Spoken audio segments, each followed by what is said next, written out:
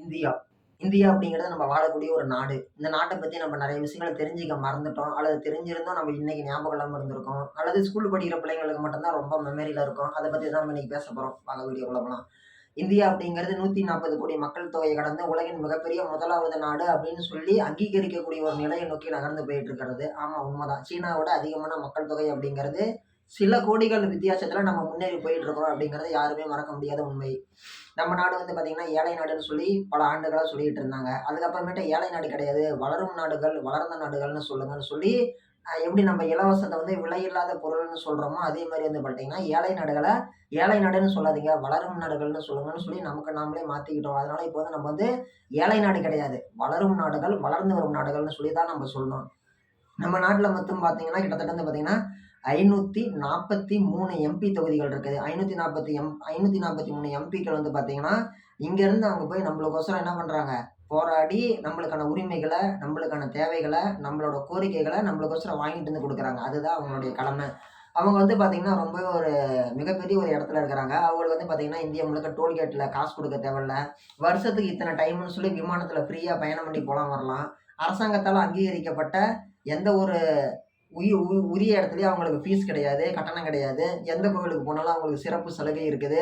VVIP ticket அவங்களுக்கு இருக்குது. இப்படி அனைத்து விதமான சலுகைகளும் இருக்குது. இந்தியா அப்படிங்கிறது வந்து பார்த்தீங்கன்னா, பொதுவா வந்து பார்த்தீங்கன்னா, வெளிநாடுகள்ல அமெரிக்கா இந்த மாரி நாடுகள்ல எப்படி இருப்பாங்கன்னா, இரு கட்சி ஆட்சி முறை அப்படின்னு சொல்லி ஒண்ணு இருப்பாங்க. சுதந்திர கட்சின்னு ஒண்ணு இருப்பாங்க. அதுக்கு ஆப்போசிட்டா இன்னொரு கட்சி ஒண்ணு இருப்பாங்க. குடியரசு கட்சின்னு இருப்பாங்க. ஆனா இங்க நம்ப ஊர்ல வந்து அந்த மாரி கிடையாது. நம்ப ஊர்ல வந்து பல கட்சி கொள்கை முறை அப்படிங்கிறது ஆட்சியில இருக்குது. அது என்னப்பா சாரி பலகட்சி ஆட்சி முறைன்னா என்னப்பான்னு சொல்லி கேட்டீங்கன்னா, பலகட்சி ஆட்சி முறை அப்படிங்கிறது யாரு வேணாலும் விருப்பப்பட்டவங்கலாம் வந்து கட்சி ஆரம்பிக்கலாம். நேத்து படம் நடிச்சுட்டு இருந்தவங்க இன்னைக்கு கட்சி ஆரம்பிக்கலாம். இன்னைக்கு கொத்து வேலைக்கு போறவங்க நாளைக்கு கட்சி ஆரம்பிக்கலாம். நாளைக்கு அப்புறமேட்டு விவசாயம் பண்ற ஒருத்தர் கட்சி ஆரம்பிக்கலாம். நாளைக்கு ராணுவத்துல இருக்கிற ஒருத்தர் கட்சி ஆரம்பிக்கலாம்.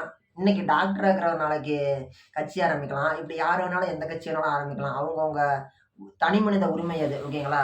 பலகட்சி ஆட்சி முறை அப்படிங்கிறது இந்தியாவுல வந்து அங்கீகரிக்கப்பட்ட ஒன்று. அதன் காரணமா தான் வந்து பார்த்தீங்கன்னா, இந்த மாரி இத்தனை கட்சிகள் அப்படிங்கிறது இருக்கு. ஓகே. தேசிய கட்சிகள்னா என்ன? மாநில கட்சிகள்னா என்னன்னு சொல்லி கேட்டீங்கன்னா, தேசிய கட்சிகள் அப்படிங்கிறது வந்து பார்த்தீங்கன்னா, 6 மாநிலங்களுக்கு மேல யாரு தொகுதியில கிட்டத்தட்ட 6 மாநிலங்களுக்கு மேல யாரு ஒரு தடவ ஆட்சி அமைக்கிறாங்களோ, அவங்க வந்து பார்த்தீங்கன்னா, தேசிய கட்சின்னு சொல்லி அங்கீகரிக்கப்படுவாங்க, தேர்தல் ஆணையத்தால.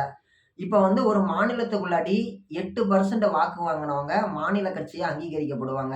அப்படி வந்து சமீபத்தில அங்கீகரிக்கப்பட்ட ஒரு கட்சி யாருன்னு சொல்லி கேட்டோம்னா, நாம் தமிழர் கட்சி. சீமான் அண்ணாவுடையது.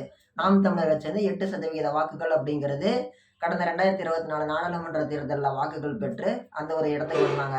அதே மாரி வந்து பார்த்தோம்னா, பல்வேறு ஜாதி கட்சிகள் வந்து பார்த்தீங்கன்னா, அந்த இடத்துக்கு வரதுக்கு போராடிட்டு இருக்கிறாங்க. ஒரு சில கட்சிகளால அந்த இடத்துக்கு வர முடியல. அதனால தான் இங்கேயும், அங்கேயும், அங்கேயும், இங்கேயும் கூட்டணி கூட்டணின்னு சொல்லி ஓடுறாங்க, ஒடியாறாங்க, தாவுறாங்க, குதிக்கிறாங்க, பறக்குறாங்க. ஓகே. வாங்க இந்தியாவ பத்தி தானே பேசிட்டு இருந்தோம். இப்ப இந்தியால வந்து பல கட்சி ஆட்சி முறை இருக்குதுன்னு சொல்லியாச்சு. இந்த பல கட்சி ஆட்சி முறையில வந்து பார்த்தீங்கன்னா, இவ்வளவு விஷயங்கள் நடக்குது. இன்னொன்னு இந்தியாவுல வந்து பார்த்தீங்கன்னா, எந்த கட்சி ஆட்சியில இருந்தாலும் சரி, இல்லைனாலும் சரி, இவங்க உருவாக்கி வச்சிருக்கக்கூடிய அடிப்படை கட்டமைப்பு அப்படிங்கிறது ரொம்ப வலுவா இருக்குது. அதாவது யாரு ஆட்சிக்கு வந்தாலும் சரி, இப்ப எனக்கு ஒரு கட்சி தலைவர பிடிக்கும். ஓகே, உண்மதான். எனக்கு ஒரு கட்சி தலைவர பிடிக்கும். நான் ஒரு கட்சி தலைவருக்கு நான் ரொம்ப ஒரு ஃபேனா இருப்பேன். அவரு ஆட்சிக்கு வந்தாலும் சரி, வரலைனாலும் சரி. எனக்கு பிடிக்காத ஒரு கட்சி தலைவர் ஆட்சிக்கு வருவாரு. மக்கள் யாருக்கு ஓட்டு போடுறாங்களோ அவங்க தானே வருவாங்க. அப்ப அவங்க வராங்கன்னு வையுங்களேன், இப்ப எனக்கு புடிச்ச கட்சி தலைவர் வரல. எனக்கு பிடிக்காத தலைவர் தான் வந்திருக்கிறாரு. திடீர்னு அவரும் வர முடியல. எங்கேயோ இருந்து யாரோ வந்த ஒருத்தர் வராரு அப்படின்னா, யாரு ஆட்சிக்கு வந்தாலும் சரி, மக்களுக்கு தேவையான அடிப்படை வசதிகள் அப்படிங்கிறது கிடைச்சிரும். போய் சேர்ந்துரும். அந்த அடிப்படை கட்டமைப்பு அப்படிங்கிறது நம்ம இந்தியாவுல ரொம்பவே வலுவா இருக்குது. அது என்னப்பா அடிப்படை கட்டமைப்புன்னு சொல்லி கேட்டீங்கன்னா, யாரு ஆட்சிக்கு வந்தாலும் வரலைனாலும் 108 ஃபோன் பண்ணா வருதா? வருது. யார் ஆட்சிக்கு வந்தாலும் வரலைனாலும், கவர்மெண்ட் ஸ்கூல்ல குடுக்கக்கூடிய தரமான கல்வி அப்படிங்கிறது எல்லாருக்கும் போய் சேருதா? போய் சேருது. மலை கிராமத்திலயும் கல்வி நடக்குதா? நடக்குது. ரேஷன் பொருட்கள் முழுமையா போய் சேருதா? சேருது. எல்லா ஊருக்கும் கரண்ட் கட் ஆகாம போகுதா? போகுது. சாலையில ஏதோ கோளாறு இருந்துச்சுன்னா சரி பண்ணி குடுக்குறாங்களா? போராட்டம் பண்ணா உரிய நீதி கிடைக்குதா? போராடினாலும் கிடைக்குதா? கிடைக்குது. குடிநீர் வாட்டர் சப்ளை கிடைக்குதா? கிடைக்குது. இந்த மாரி நீங்க சுதந்திரமா உங்களுடைய கருத்துக்கள வெளியிட்டு, உங்களுடைய செயல்பாடுகள செய்ய முடியுதா? முடியுது. உங்களுக்கான அடிப்படை புரொடக்ஷன் அப்படிங்கிறது காவல்துறையால குடுக்கப்படுகிறதா? குடுக்கப்படுகிறது. இது எல்லாமே வந்து பார்த்தீங்கன்னா, அடிப்படை கட்டமைப்பு. இந்த அடிப்படை கட்டமைப்பெல்லாம் இல்லாதனால தான் வந்து பார்த்தீங்கன்னா, பங்களாதேஷ்ல அதே மாரி இன்னும் ஒரு சில நாடுகள்லாம் என்ன பண்றாங்க, இலங்கை, பாகிஸ்தான் இங்கலாம் வந்து போராடி மக்கள் வந்து என்ன பண்றாங்க, ரொம்ப நொந்துக்கிறாங்க. இந்த அடிப்படை கட்டமைப்புலாம் நம்மளுக்கு சரியா இருக்குது. இதெல்லாம் நான் சொன்ன அந்த 9 விஷயம் நம்மளுக்கு கிடைக்குது. அதனால நம்மலாம் ரொம்ப சேஃப் அண்ட் செக்யூரா இருக்கிறோம். ஓகேங்களா? இதுதான் வந்து அடிப்படையான உண்மை. யார் ஜெயிச்சாலும், ஜெயிக்கலைனாலும் மக்களுக்கு நடக்க வேண்டிய விஷயம் நடந்துட்டே தான் இருக்கும். தோத்து போனவங்களுக்கு தோல்வி ஒண்ணும் இது கிடையாது. அடுத்த தடவ முயற்சி பண்ணலாம். மக்களுக்கு தேவையான விஷயம் கரெக்ட்டா நடந்துட்டு தான் இருக்கும். ஓகேவா? அந்த எலக்ஷன் டைம்ல மட்டும் தான் என் கட்சி, உன் கட்சின்னு சொல்லிட்டு, அதுக்கப்புறமேட்டு வந்து அவங்கவங்க ஒர்க்கு தான் அவங்களுக்கு ஃபர்ஸ்ட்டு. ஓகே. பொலிட்டீசியன்ஸ் வந்து அவங்க எலக்ஷன் டைம்ல சம்பாரிச்சுக்குவாங்க. சாரி எலக்ஷன் டைம்ல செலவு பண்ணுவாங்க. ஜெயிச்ச வாட்டி சம்பாரிச்சுக்குவாங்க. இது அடிப்படையான ஒண்ணு தான்.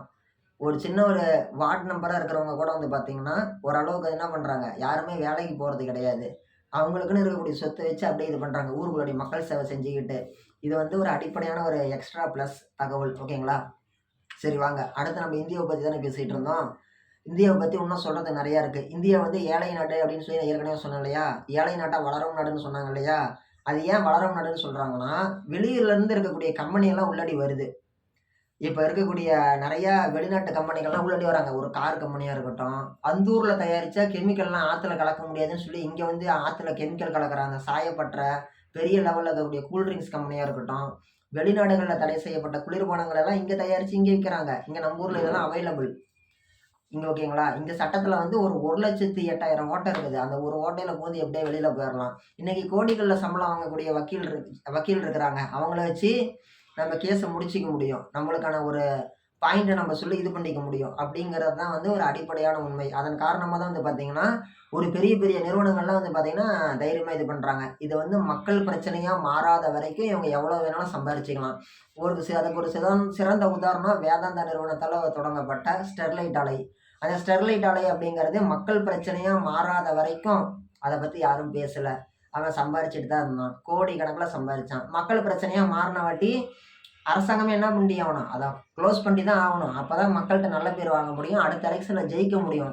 அதே மாரி மக்கள் பிரச்சனையா மாறாத வரைக்கும் மக்கள பாதிக்கும். மக்கள் கஷ்டப்படுவாங்க. ஆனா, அத அவங்க யோசிக்காத வரைக்கும் இவங்க எவ்வளோ வேணாலும் சம்பாரிச்சுக்கலாம். எப்ப யோசிச்சு எல்லாம் பிரச்சனை பண்றாங்களோ, தன்னோட சொந்த கட்சிக்காரங்கள வச்சு போராட்ட குழுவுல இருக்கிறவங்களுக்கு பணம் குடுத்து அப்படியே ஆஃப் பண்ணிருவாங்க. அதுவும் இல்லையா, பெரிய பெரிய இடத்துல எப்படி, நம்ம பங்களாதேஷ்ல என்ன நடந்துட்டு இருக்குது.